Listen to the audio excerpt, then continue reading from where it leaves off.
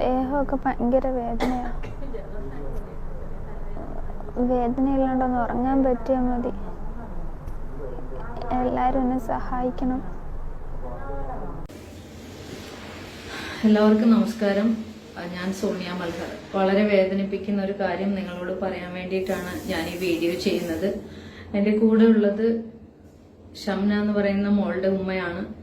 ഇവിടെ ഒരു തിരുവനന്തപുരത്ത് സ്വകാര്യ ആശുപത്രിയിൽ കുഞ്ഞിനെ ചികിത്സയിലാണ്. ഈ കുഞ്ഞിന് നെസ്ഡിയോബ്ലാസ്റ്റിസ് എന്ന് പറയുന്ന ഒരു അപൂർവ രോഗമാണ്.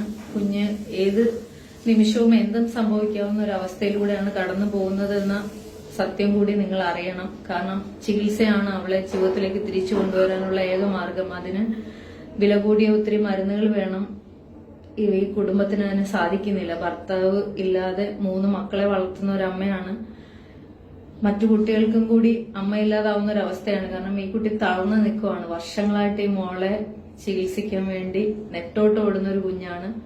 പറ്റുന്നില്ല, അവർക്ക് ജീവിച്ചു പോകാൻ തന്നെ പറ്റാത്തൊരവസ്ഥയാണ്. ഹോസ്പിറ്റൽ ബില്ല് അടയ്ക്കാൻ പറ്റുന്നില്ല.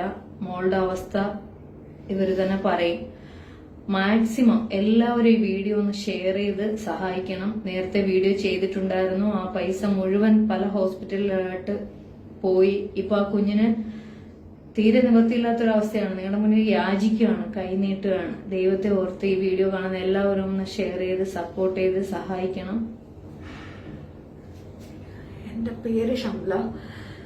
എൻ്റെ മകള് ഫാത്തിമ. മോൾക്ക് നെസ്ഡിയോബ്ലാസ്റ്റോസിസ് എന്ന് പറഞ്ഞിട്ടൊരു രോഗം വന്നിട്ട് ട്രീറ്റ്മെന്റിലായിട്ട് തന്നെ 3 വർഷത്തോളം ആവണം.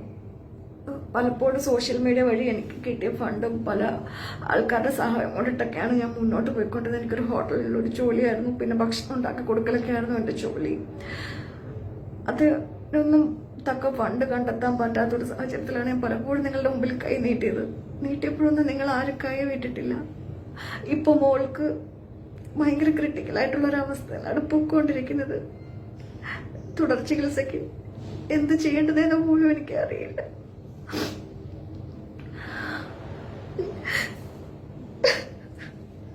ഒരിക്കൽ പോലും കൈ നീട്ടണമെന്ന് ഞാൻ ആഗ്രഹിച്ചിട്ടില്ല. ഞാൻ പണിയെടുത്ത് തന്നെ ജീവിച്ചുകൊണ്ടിരുന്നത്.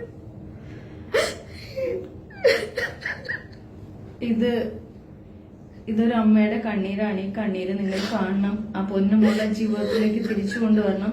ഇതില് താഴെ ഈ കുഞ്ഞിന്റെ അക്കൗണ്ട് നമ്പർ അയക്കുന്നതായിരിക്കും. ഞങ്ങൾക്ക് പെർമിഷൻ ഇല്ല കുഞ്ഞിന്റെ അടുത്ത് പോയി വീഡിയോ എടുക്കാനായി. നേരത്തെ എടുത്ത ഫോട്ടോ ഇതിൽ അപ്ലോഡ് ചെയ്യുന്നതായിരിക്കും. ദൈവത്തെ ഓർത്ത് എല്ലാരും സഹായിക്കണം പ്ലീസ്. നിങ്ങളോട് ഞങ്ങൾ യാചിക്കുകയാണ്. ഈ അമ്മയുടെ കണ്ണീര് കാണാതെ പോകരുത് പ്ലീസ്. എന്റെ മകള് വേദന കൊണ്ട് പൊളയുവാണ്. 4 ദിവസം